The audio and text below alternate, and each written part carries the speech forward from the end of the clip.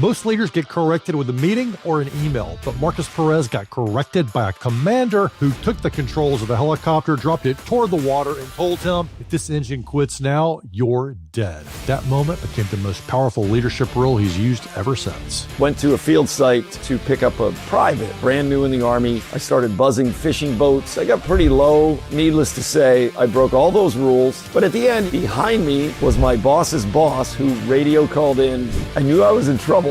But instead of punishing him, his commander used the next day's flight to teach the leadership rule that Marcus still uses to lead thousands. I remember in that moment thinking, a boss's job is to teach as much as it is to hold people accountable. Teaching people so they can be accountable is really a key tenet to leadership. I had a boss who told me once, well, tell them a version of the truth. And I remember looking at him and saying, the truth doesn't have versions where I'm from. By the end of this episode, you'll know exactly how to lead people through chaos, mistakes, and pressure without losing their trust. First, you'll hear the inside the cockpit moment that started it all. Then we break down why it works and how Marcus applies it today in high-stakes leadership, and how you can use these same principles immediately with your own team.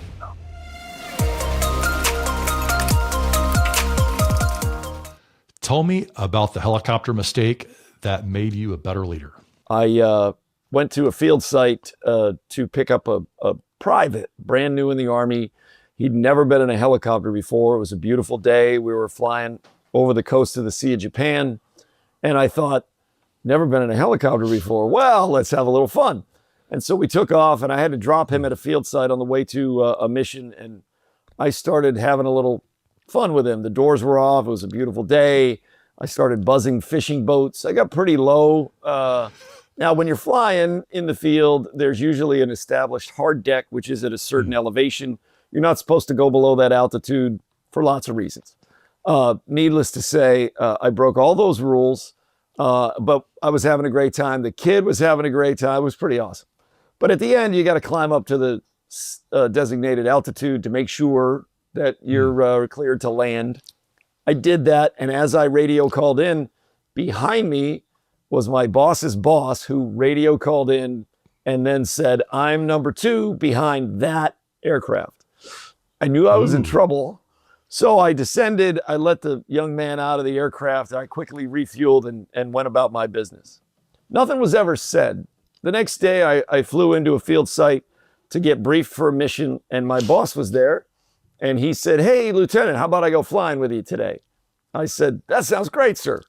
He climbs in, we strap in, off we go, and we're basically taking the same route. And I'm minding my P's and Q's, staying at the right altitude, doing everything, perfectly. He says, hey, mind if I fly? I said, no, sir, you got it. He takes the controls and he starts to slowly descend and do exactly what I was doing. Buzzing fishing boats, having a big time. And he doesn't say anything for a few minutes. Then he looks at me and he says, in special ops, the aircraft are equipped with a radar altimeter that tells you exactly how high you are off the ground or the water. I was like, that's pretty cool, sir.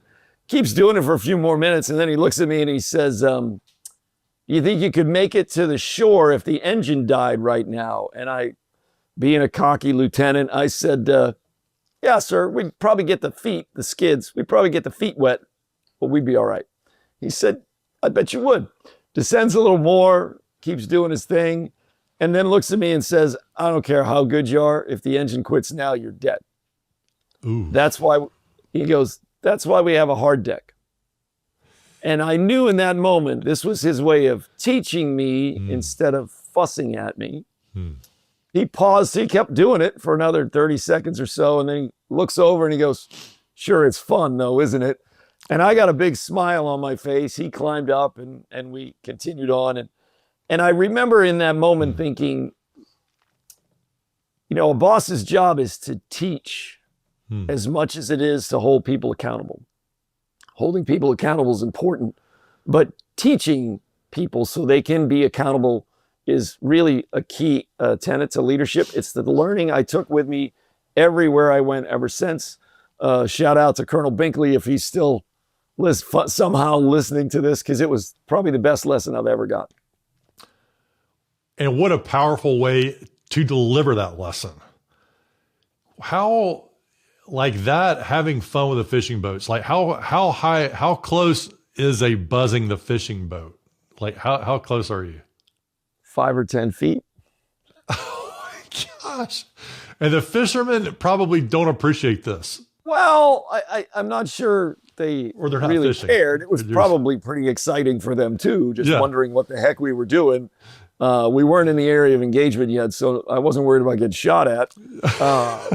But it was just fun, right? And the poor young private, he was having a big time. So Yeah. it was just a great learning. Hey, it's been here. If you're already getting something valuable from Marcus, please take a second to hit subscribe. Then share this with someone you know who could benefit. This helps us bring more episodes just like this directly to you. Now back to Marcus. From a military standpoint, that's why we have a hard deck, because if you have any problems with this aircraft, there's no room, there's no wiggle room. That's right. Because you're like going right into the water at that point, right? That's right. That's Yeah, right. as long as everything's good. Helicopters don't glide like airplanes. They drop like a giant brick when the engine quits. So okay. it wasn't, I mean, I understood what he was saying about the hard deck, but it was more about, I found out much later that he got lit on fire by his boss for my behavior. He never said a word. He never said, hey, reprimand me, fuss at me, whatever, which in the military is pretty common. He didn't do any of that. He taught me something. And he did it in a way that lasted with me that was 40 years ago.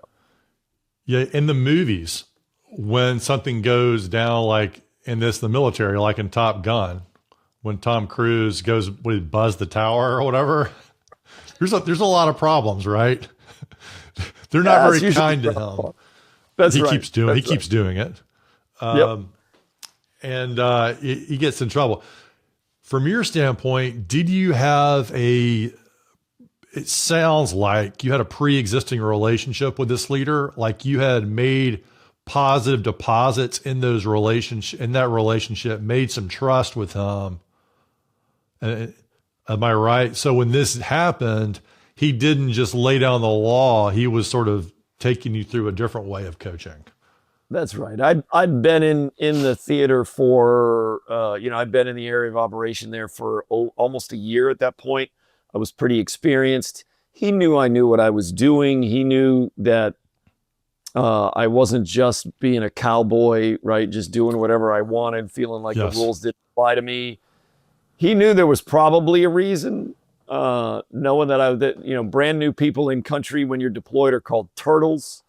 So he knew that I had a turtle on board and I was just trying to let the kid have a good time. He knew I knew what I was doing with the aircraft. I'd been in a few situations, so he knew I knew what I was doing. It wasn't a matter of reprimanding me because I wasn't a rule follower or anything. I had built up some trust with my performance. But I'd like to believe that even if I hadn't built up that much trust, if I'd just been a responsible, accountable guy, he would have handled it the same way. Now, I saw him handle others differently based on circumstances, but I think it was the circumstances too. It was all a bit in fun, and when you're deployed, fun is hard to find. So, yeah. And am I right? You were in the demilitarized zone between North and South Korea. That's right. That's right. What was that like? Knowing that you've got on one side, you've got almost like Western culture combined with Eastern culture in South Korea. And then you've got North Korea who has access to nuclear weapons. And there's no love loss between the United States and North Korea in general. What was it like being in that? Well, North and South Korea are still two countries at ceasefire. They're not at peace. They're at ceasefire, literally. And the DMZ is basically a swath of land between the two countries that's devegetized. It's pretty hard to miss. But at the time, this was early 90s. Which means like a desert? It's like a desert between the two, like totally cleared out? It's dirt and rocks. There's some elevation there. But back in the early 90s, part of what the North Koreans liked to do was sort of send folks to infiltrate into the South to, sneak and peek, look around. And so part of the mission was to make sure that folks weren't doing that. It was really interesting, right? Two countries at ceasefire, not at peace. And so you understand the rules of engagement and how they are. And what did you learn about leadership there from your time as a helicopter leader? Like what's been one of the greatest lessons as a helicopter commander, as well as working in that area between two factions that are not at peace? Yeah, I think you focus on, the thing I learned, particularly deployed, is you focus on the troops. That same boss, he had 3 rules of thumb. One was crap happens. He used a different word. 2. You can say that word on this show. It's allowed. That's okay. 2 is, take care of the troops, because the troops will take care of you. And the third one was just tell the truth. I can always handle it. And I remember thinking that's pretty basic, right? Here we are deployed in a it's essentially hostile environment, and these are his rules. And then you reflect back on it and think those 3 rules pretty much covered it, right? Always tell the truth, even when it's bad news, right? One of the things I love most about Altera and Harris is we live these 10 core values, one of which is bad news doesn't get better with time, which is essentially just tell the truth. We can handle it.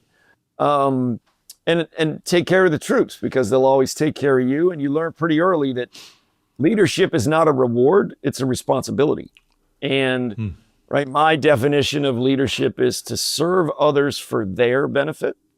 And I think I learned that, those formative years in the military, you really understand that, particularly where as a pilot, that, the squadron you're in charge of has a bunch of folks, a handful of pilots, but a bunch of people. And those people refuel it, rearm it, fix it. And if you don't take care of those folks, you're going to climb into an aircraft that they've been working on. You might want to make sure that, you're doing everything you can do to support them. Yeah. Oh my gosh. So of those 3 tenets that you received early on have been so helpful for your career, which of those has been the most difficult to keep implementing? I think that the crap happens one. Because, look, telling the truth is pretty easy. I think, I had a boss once who remained nameless who told me once, well, tell him a version of the truth. And I remember looking at him and saying, the truth doesn't have versions where I'm from. So I think that was pretty direct and straightforward. I think taking care of the troops is an easy one. Again, I think if your focus is on serving others for their benefit, that's relatively straightforward. But stuff happens, and sometimes stuff happens that you don't expect, that you didn't predict, you didn't anticipate it. And so how you deal with that in the moment, particularly under chaos or pressure, that can be hard sometimes. And we're all human. We all make mistakes. I've made thousands of them. And one of them is sometimes my intensity level can be a little alarming. And I learned a great lesson about it, because sometimes, right, in those extreme moments, the last thing we need is more intensity. Yeah, and what happens if you bring more intensity to an already intense situation? Particularly where folks aren't used to it. I had a boss here at Harris named Steve Hammond who was amazing. And I remember we had a goal I ran a business called Pisces, which was a carve out we bought from Optum that was operating room software. And the challenge when I came back to Harris to run Pisces was to grow the business. And we were still new in the healthcare space, a couple years, and none of our healthcare businesses were growing. And so the challenge was, can you make this business grow? And it was very modest growth, 2%. And so I pushed the team, and ultimately we finished the year at 2.01% growth, which was awesome. But when he came to give me my review, he actually said, listen, sometimes your intensity level is a little much for regular folks, and you really need to think about how you deliver messages. I could be pretty direct, pretty frank.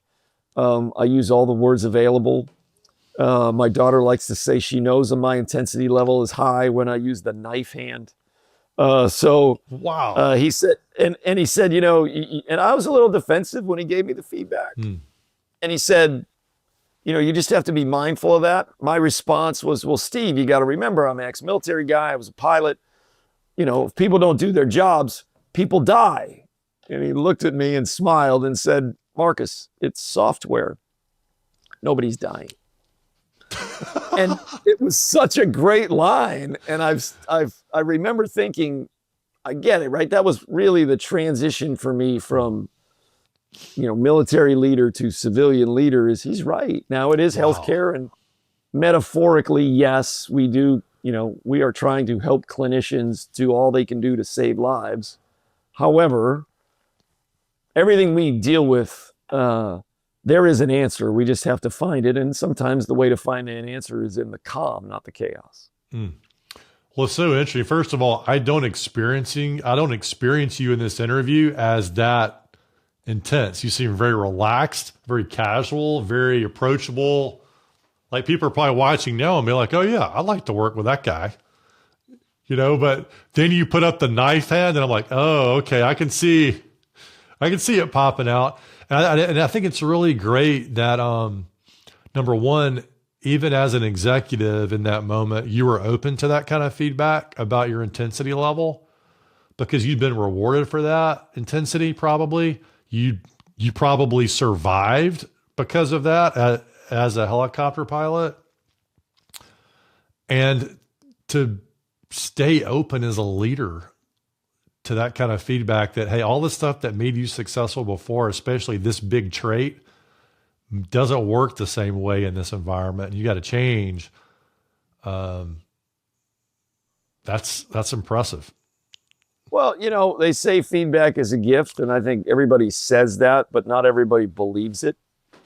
But it really is true. I think feedback is a gift, and you should be open to it, to receive it. Yeah, good advice for leaders. And also, going back to your 3 adages about shit happens being the hardest one to remember. And I think it's important for leaders to go in with a plan. I'm curious about you thinking about this. Like, if you go in with a mindset of, hey, it's going to happen, it's going to hit the fan. We don't really know how it's going to show up, but it's going to happen. I suspect when it does, you're like, okay, this is the stuff we knew something was going to happen, and you're going to stay calmer. You're going to be able to respond with a cooler head and become more effective versus, do you find sometimes leaders just expect their plan to go accordingly? Like and then they get mad when it doesn't? Like, it was going to happen. I think it's a great question. I do see people getting emotionally attached to a strategy. Then that makes it hard to pivot, right? You spend so much time thinking through a plan, thinking through a strategy, how you're going to execute. You got all this, particularly in industry, large organizations, there's a lot of moving parts that have to get coordinated, and you've done all the work to do that. And then something happens that really tells you need to pivot, but you don't want to because you're so invested and you want in your heart, you just want it to work. Yes. And I think that's where folks get it wrong, because stuff happens. You got to be able to pivot. And I think you've got to be able to pivot, with poise. And it's okay to pivot with intensity, but it's the pivot that matters. And, we learn that every day in the businesses we run at Harris and CSI, right? That these are the businesses we buy, that because we acquire a business and keep it forever. My favorite analogy is we run our businesses like you drive your car versus how you drive a rental. Right? We're going to keep the business forever. Okay. So we're going to run it with a long horizon view. And I think that helps us immensely repair businesses and help them grow over time. Oh, I like that. Yeah. You're not doing donuts in the parking lot with the businesses you buy. We're like, this is ours. We're going to keep this thing running for a long time. What's the career risk that changed your trajectory? The career risk. Wow. So I think it was when I came to Harris in 2012. So when I left the military and then I was a coach for a while, when I left that and got into sort of the private sector, I found myself in sales and then ultimately sales leadership roles, which I quite liked. And I enjoyed, the competition, if you will, of selling. Why did you leave? I mean, Division I basketball seems like the coolest thing. And you were at Missouri, right? You had like a good major Division I basketball coaching gig. Yeah, and we went to the Elite Eight 2002, and we were preseason number 3 in the country at one point. It was pretty fun. I think ultimately I left coaching because the business of college coaching isn't linear. There's no clear sort of understanding of how things work. It's always chaotic. I had small children. I was never home. My livelihood depended on the decisions of a 17 to 22-year-old male. I'm not sure how many people want to do that. And I just found that, my sort of value system and the way I wanted to live as a husband and father was in conflict with the way that business ran. It's much different today. Now, that was in the early 2000s, so I got out of coaching in 2005. It's a lot different now, particularly with NIL and the transfer portal, than it was 20 years ago. Oh my gosh, man. Has that changed everything or what? It has. So I just wanted a little bit more of a stable home life. And I still loved competing. So the sales part of me got to compete. I see it now. I can't do that anymore. I'm not into that, but where can I channel my competitive juices into this thing? Yeah. So I did that for a while. And then I got hired by a business here in North Florida. And we had some assets that were software assets. And I was asked to sort of make something of the sales strategy because it wasn't working. And after about 3 months of analysis and visiting clients and learning, I suggested that we sell the assets. And we did, and we sold them to Harris. And the day before the acquisition was final, I met with Jeff Bender, who is the executive chairman of Harris today, and Jerry Canada, who just retired, but he ran the public sector businesses, then he ran healthcare. And I said to them, are you sure you know what you're buying? Here are the challenges. And later in the day, again, day before the transaction closes, later in the day, Jeff Bender came to me and said, I think you should come over and run this business. And I laughed at him because I was a sales guy. I didn't know anything about running a software business. And that's what I said. I have no idea how to run a software company. I would be lost. I'm not a technologist. No thanks. And he looked at me and said, well, we'll teach you. And as soon as he said that, I was hooked. And that was almost 14 years ago now. Wow, what a cool opportunity. Someone that said, hey, you were up front with what you thought. You were up front about, I guess, your strengths and your weaknesses in that. Like, you hadn't done this before. And then someone would say, hey, I can teach you that. So he believed that you had the essence of what were you bringing into that? He's like, he said, I can teach Marcus the rest. But what was that about you that you were bringing that he felt like you could run this business? To be honest with you, Ben, I have no idea. It's my boyish charm. What in the world? Wow. That, right? I think you'd have to ask him that question because I... You haven't asked him? No, I never did. Don't look a gift horse in the mouth. It's like, okay. I took it and ran with it. I think I would like to believe I have because I'm a coach. I still coach a high school basketball team for fun. Wow. And I have lots of lucky phrases. One of my phrases is, I don't get discouraged, I get determined, right? Don't get discouraged, get determined when things go wrong. I think Jeff probably saw that in me. As I reflect back now on our 10 core values, I'm a relatively disciplined cat. That's just the way I like to live. I'm pretty determined. I don't have a problem being decisive or even being unpopular to do it. I do pour myself into things. I think love is a big quality leaders have to have. You got to love what you do. You got to love the people you serve. You got to really, invest in that. I think he saw those things probably. Be a good. You should get him on your podcast. He'd be a good one to ask that question. Sounds like a good fit. Yeah, he's like, let me ask you. The first question is, why did you give Marcus such a great opportunity? That's a great question. He doesn't know. But so you're like given this huge opportunity, and you got determined quickly. Yeah. And things went pretty darn well. Well, it was a small business at the time. It was in the public sector. It was county clerk recorder software. So marriage licenses, death certificates, and mortgages.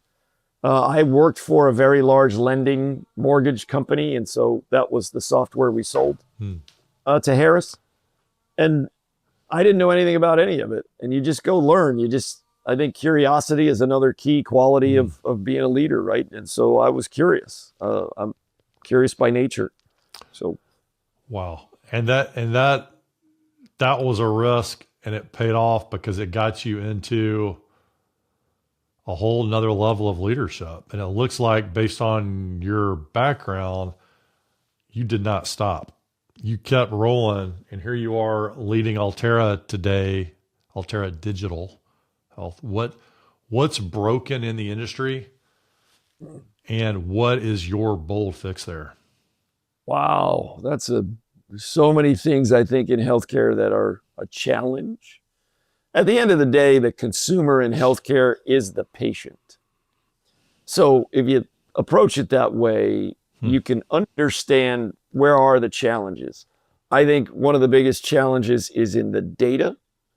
In 2008, when interoperability and EHRs became a thing, the idea was, instead of paper records, we'll have electronic records so that wherever you go to get care, all that data will be there. We'll know everything about Ben we need to know to provide for him the best care possible.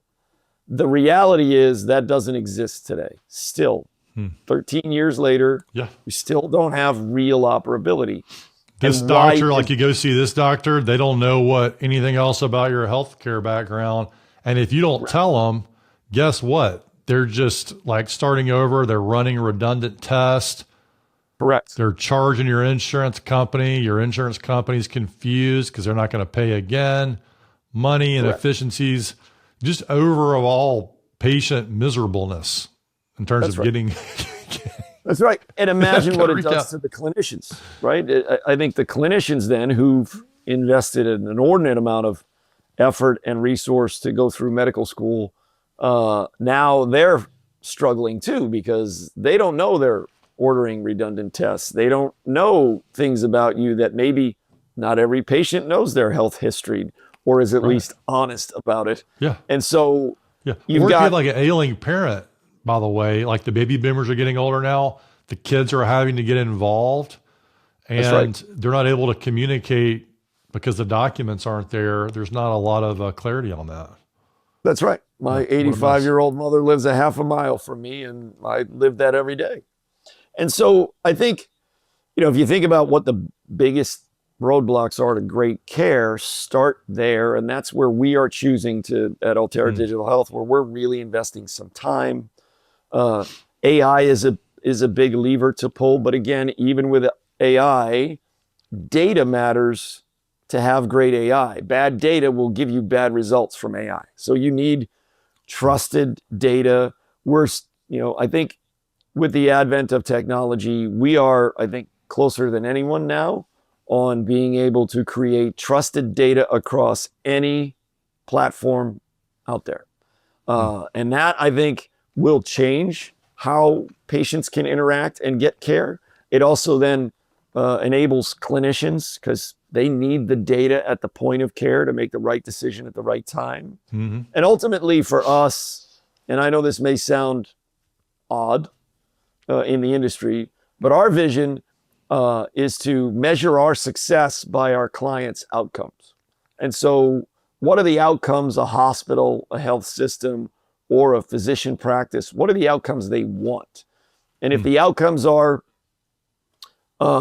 fewer repeat returns to the ER, or if the outcomes are, revenue it's a business. Many healthcare systems are operating on razor thin margins because of the way reimbursements work. If it is, in fact, improving and lowering claim denials and all that sort of stuff, we want to measure our success by the outcomes that matter to them. And it's really three things. It's enabling clinicians, again, with data, with tools that allow them to get back to patient care and away from keyboards and mouses and reporting, right? We have a cool ambient listening product out there now for our multiple EHRs that we own that will allow a clinician and a patient to have a conversation and full documentation, not just, not just listening, but fully then taking that information and embedding it in the physician document, because a lot of clinicians now spend an awful lot of time, they call it pajama time, where they're documenting at night. My wife is she's an occupational therapist, and she spends every evening documenting. Taking those notes, documenting. And that's huge because it's accurate. The doctors don't have to interpret everything and remember everything when they've seen 20 patients. And the best part is, 20 years from now, if a 18-year-old, 22-year-old person is going to be in their 40s and have healthcare problems, it's going to be documented. The real information will be on there, legible. And then hopefully, it's going to free up the doctors to be doctors again, not just a bunch of note takers. That's right. And that flow of data between systems will allow those clinicians to have the information and it's trustworthy, because right now the problem is the data isn't trustworthy because of the way it flows. So we want to enable clinicians so they can, live better lives, see more patients, provide better care with the right information. We want to empower patients. The patient is the consumer. So let's empower patients to be able to have control of their healthcare journey and understand the costs and understand the tests and the diagnoses and the outcomes, again, so they can have better outcomes. And then the third is really transforming healthcare organizations. If you think about any industries transform usually through some change. Think about Amazon and the way we shop now. And I think in healthcare is slower to change. But at some point, care is going to fundamentally change. How you get care will change. It's already happening. If you think about, you can go online today and order products from Hims or Hers that are that you just can have a call with a doctor or input some information and get written a prescription that arrives at your door. I think over time, healthcare organizations are all going to work more like on-demand services, just like all the other things we have in our lives that have become on-demand. Well, if you had said 20 years ago, what's that? What are the biggest risks for you right now in this industry? Because you're dealing with data, you're dealing with AI, and you're dealing with probably a lot of people who focus on healthcare and not data and information. There's a risk of it leaking, of it getting messed up, it's like you're building this tremendous resource, but it can be used for good or evil, right? In terms of how, just like any data and true, and it's truth, right? It's not a interpreted healthcare moment. This is like the people, human beings, real healthcare, real vital information. And it's a treasure trove for research, for healing them, for their families, for everything. How are the risks from your perspective? So I think you can lean too heavily on automated intelligence and or artificial intelligence, and not heavily enough on human intelligence, right? And what we're choosing to do is really lean in on the human connection and creating the tools and the processes to make that connection stronger and more effective. And so, yes, you've got to really think about data security.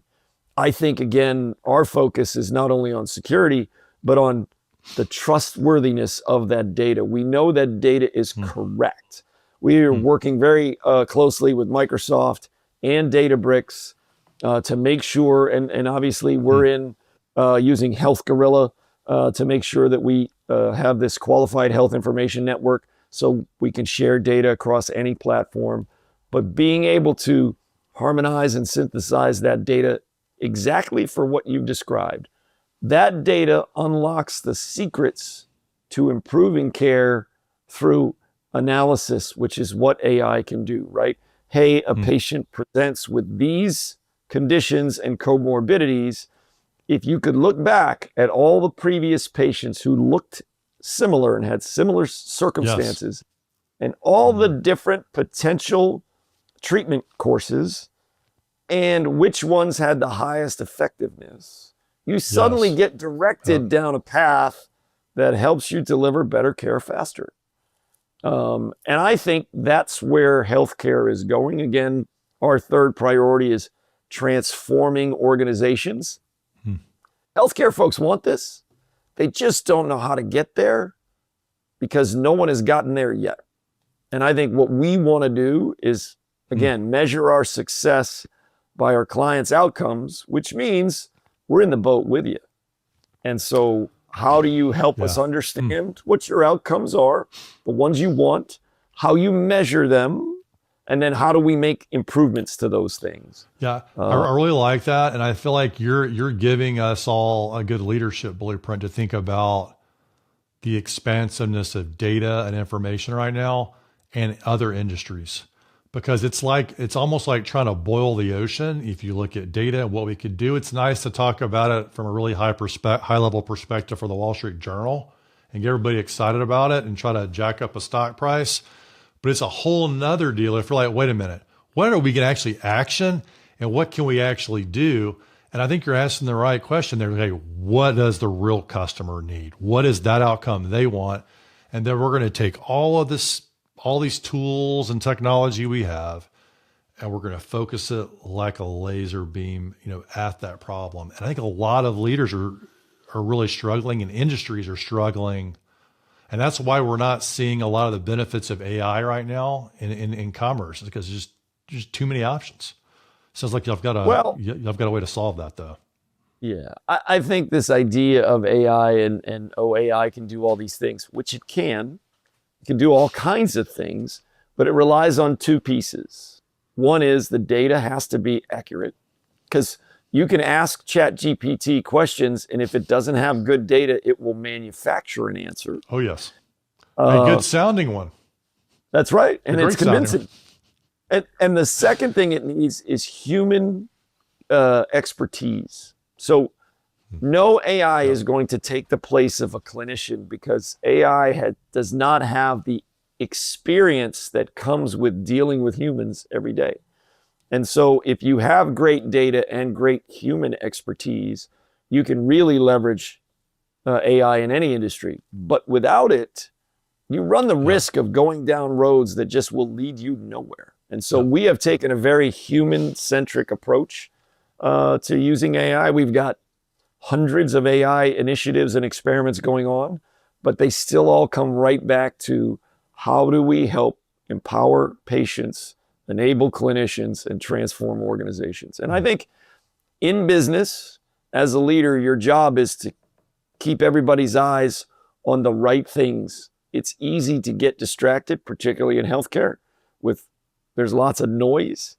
But if you keep focused on, what we're focused on relative to those three things, I think you have a great chance of delivering real value. And ultimately, in any business, your job is to deliver value for your clients. And if we're delivering value, we will be around forever. And that's the goal at CSI, is to run businesses that will last forever.